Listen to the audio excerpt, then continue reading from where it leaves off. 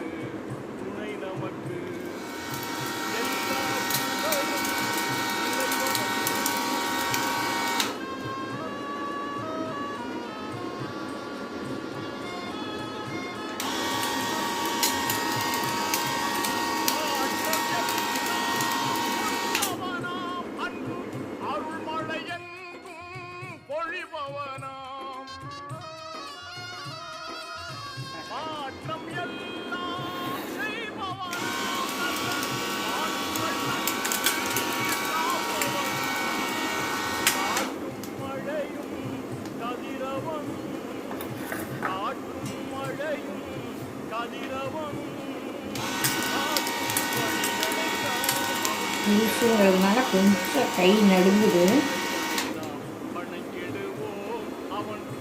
Practice ஆனால் சரியாயிடும்.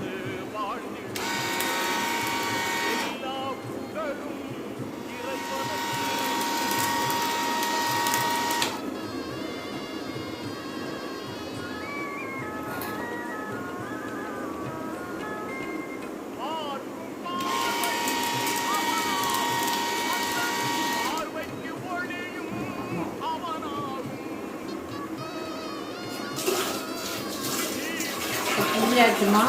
இதை வேக வச்சு காட்டுறேன் எப்படி எடுக்கிறேன்ட்டு.